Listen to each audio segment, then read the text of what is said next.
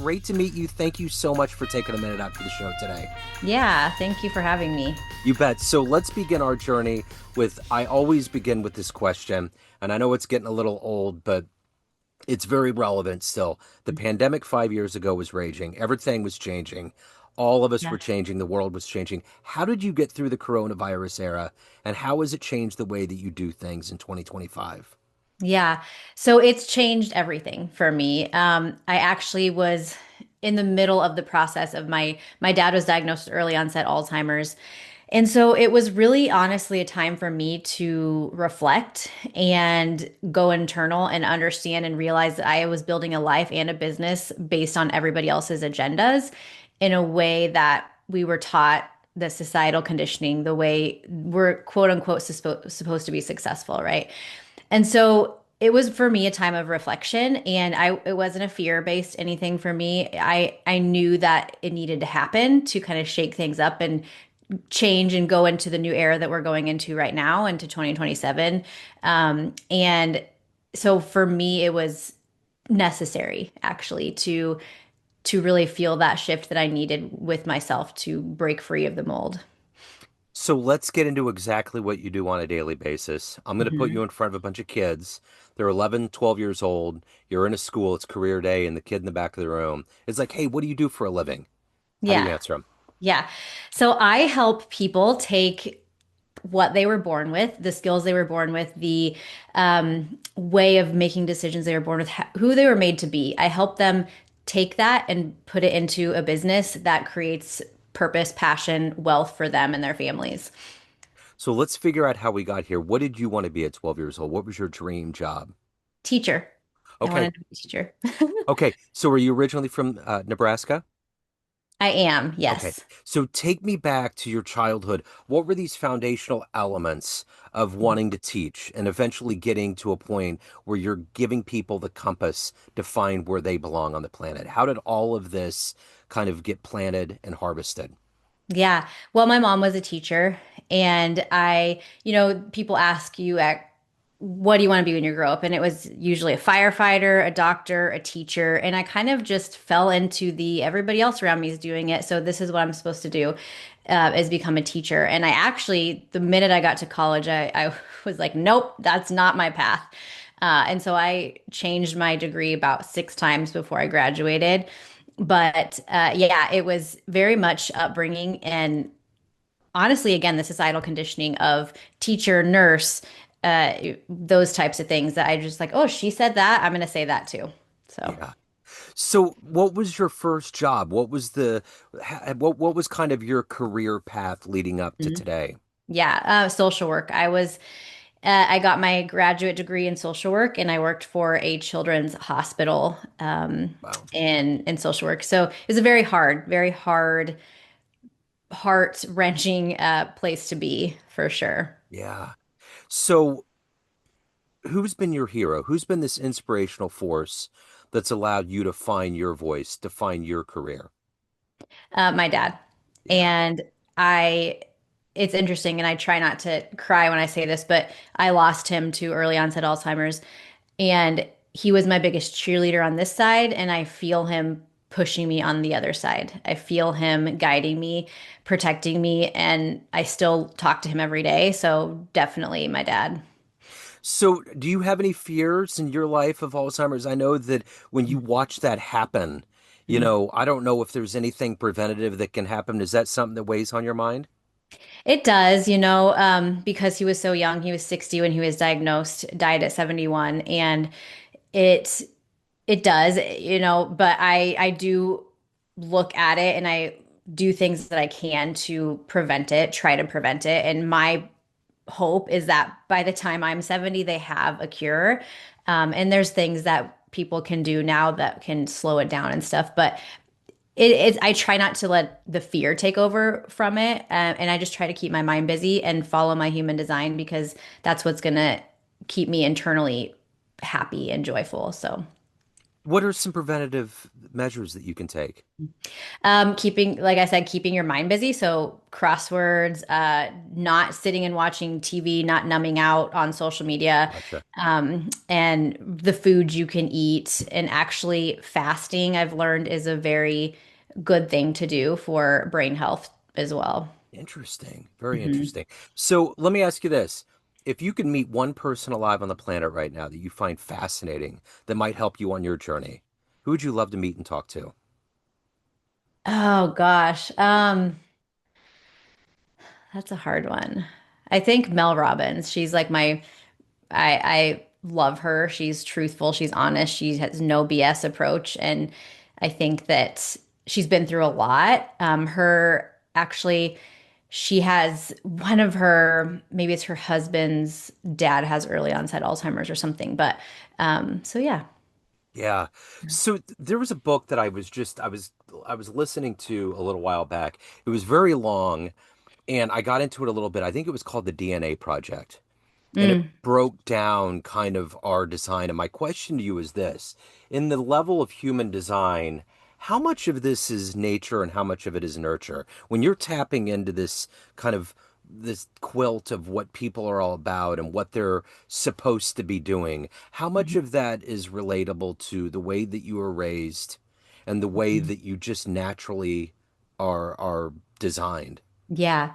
So human design is very much how you're naturally designed. And what I say is that it sheds a light on the box people have put themselves in. It doesn't put them in a box, but we have put ourselves in a box unknowingly in a lot of different ways, in parenting and career and health in all these ways.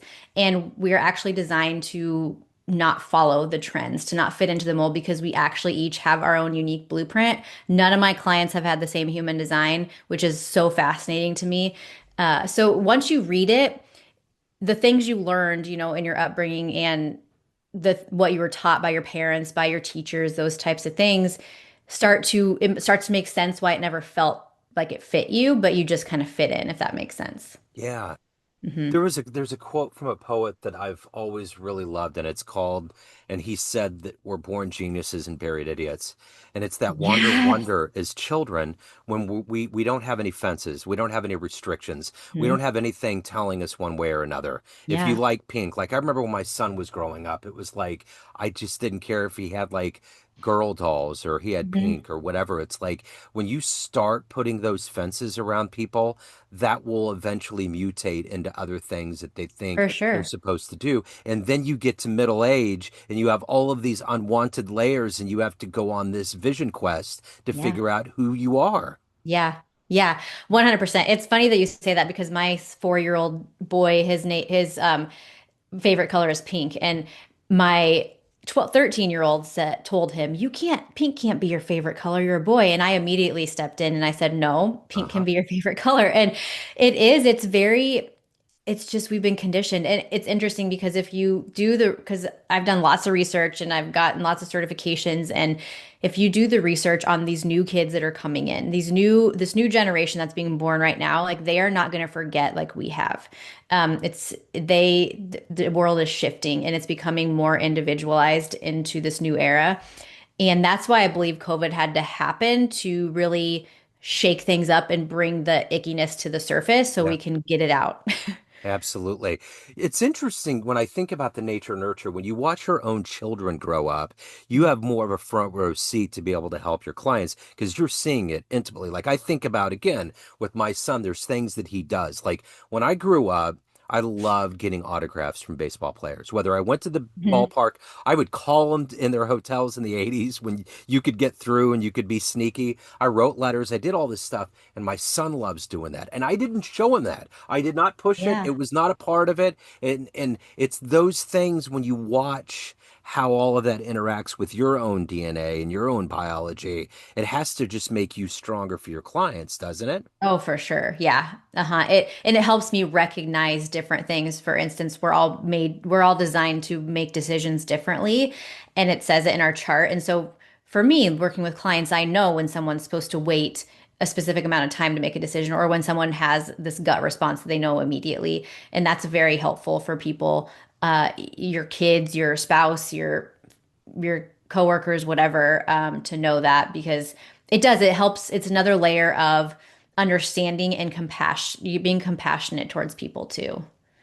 So, getting into your client's world to help them means that you have to get into some murky areas and you have to figure Mhm. some things out. How do you Mhm. protect yourself? How do you stay focused? How do you stay in there doing the job that you need to do and not get tied down by all of these distractions and things that become a part of someone else's life? Yeah. Well, it's interesting because the more you learn your human design and the more you understand how you're meant to be viewed, how other people are meant to be viewed, and how their voice is meant to be heard, you can listen more to things and not take them on as your own. You really can learn to shut off the comparison, the struggles of other people and just listen and really help them define their own success in their own terms, in their own way. And I think especially so just kind of getting into a little bit deeper with human design, we have a line 6, which if you have a line 6 in your profile, you've been through a lot more in life than most people. A lot of my clients who have line 6s have been through trauma, have been through all different types of trauma and hard. And so helping them see that it was not meant or made or it did not happen for nothing is very eye-opening to them. And they cry almost every time because they know not necessarily it was for a reason, but there's something they can make out of it. It yeah, it's very cool to see. I think that's the one thing that's revelatory about listening to podcasts, this new level of media, and you'll hear stories of people going through traumatic events in their lives. Mhm. And they get to a point where they forgive the person, they forgive the event, and they use that as kind of the anti-hero in their life to say, if Mhm. this didn't happen, these things wouldn't open Yes. up. And I think Yeah. maybe that's kind of the incubator of human wisdom, so to speak. For sure. Yeah. So, what is it that gets you up every day? When that alarm goes off, what motivates you to do this work for your client, take care of your soul, everything that you got going on? What is that Mhm. collective energy for you every day? Yeah, I mean, every day I wake up and I am so excited on fire. And that wasn't always. I had a big business before and I was so unaligned with it. I was burnt out, I was frustrated. I honestly did not like it at all. And so this business now, I wake up on fire because it's actually written in my design. I have the life's purpose of the new era, of this new individual era. So I know that it is actually my purpose to help people find themselves in this mix of life and not step out of the mold. So I know I'm living out my purpose and it gets me up every day and I'm helping my kids see where they fit into their human design, why they are this way, why my other child is this way. It's just fascinating. I mean, I talk to people about it all day, every day. You know, the interesting thing, my son, I've mentioned a few times, his name is Miles. He's 20. He's on the spectrum, Hmm. and he has one extra long arm on his 15th chromosome. Hmm. And that's the thing that just blows me away about how this whole human parade happens. Like it can be literally one thing in our Yeah. scheme that can just do things in certain ways for us, you know? Yeah. Yeah. Um, so let me ask you this. Of all the clients that you've had, what has been one of the best fan letters, best feedback, unexpected kind of surprises from somebody that came back and talked to you about where they are? Well, interesting you asked that because I got one yesterday that literally made me cry. She had been trying to build a business for 6 years and had hired coach after coach after coach that tried to fit her into their system, their way of building. And I was the first one that actually showed her who she was within her business. And she got her first client while we were working together in the first 6 weeks. And I think that she mentioned just the eye-opening experience she had in human design literally changed everything for her. And I think that's why I love what I get to do every day is because it's my design is not made to do the same thing every day and every client is different and every human design is different. And she said that no one's ever taken the time to actually learn me. They just shoved their theories, their ideas, their tactics and tricks down my throat and you're the first one. And so she said, I don't look at this as money spent. I look at it as an investment for the first time. So that was cool. That's excellent. So let me ask you this. I'm going to take you back to that question about being in a schoolhouse at 12 years old.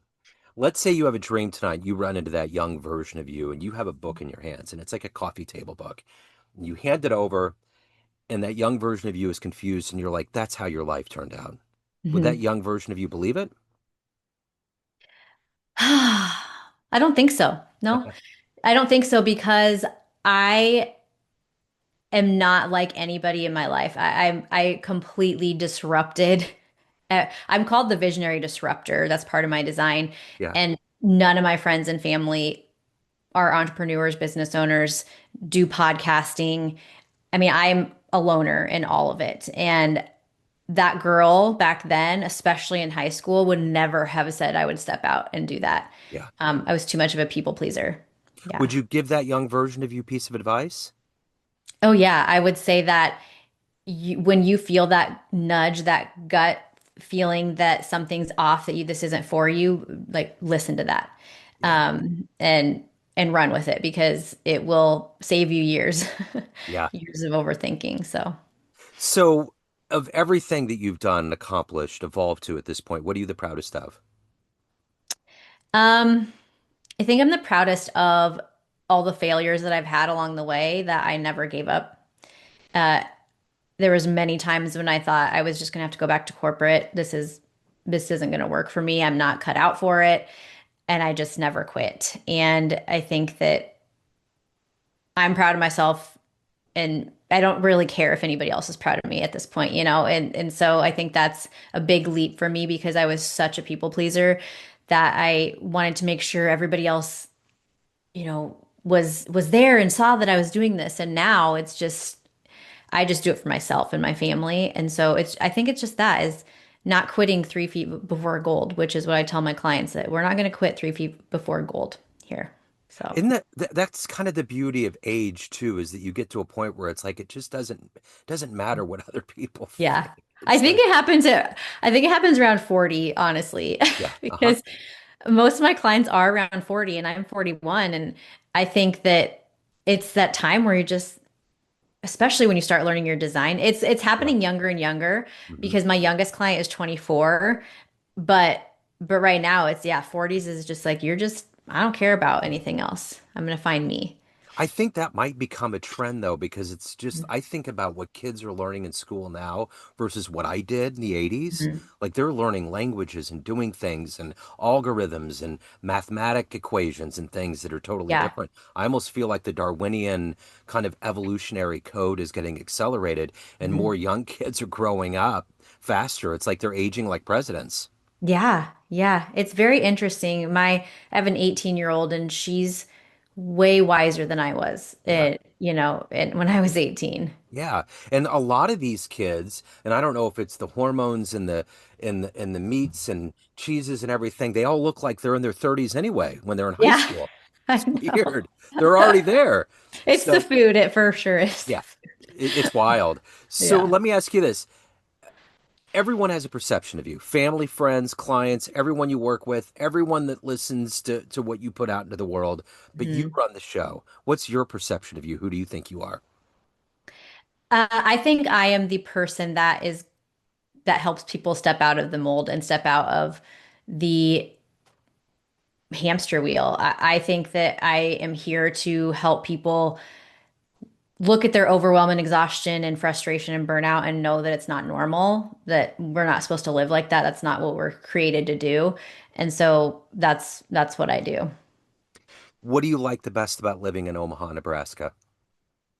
Um, I just love being kind of in the middle of everything. We have all of the seasons. I don't love snow, but every once in a while, like Christmas, I want snow. Yeah. We get very cold and we get very hot. So we have all those seasons, which is fun for the Yeah. kids for sure. I know that feeling in Kansas City. So if anyone is ready to take that step, they want to reach out, they want to hire you, they have questions, any of the good business, where do they go?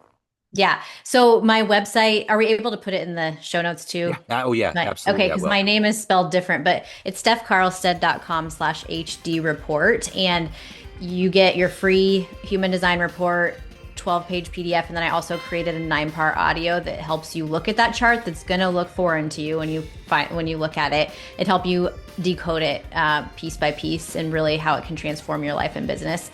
It's just, I believe it's our duty to understand ourselves because that's how we're going to move the collective forward and as a whole. So, Love it. What a wonderful conversation. Thank you so much for opening up your yeah, world. thank you. Best of luck. Have a great Thanksgiving. You too. Thank you. Cool. Thank you.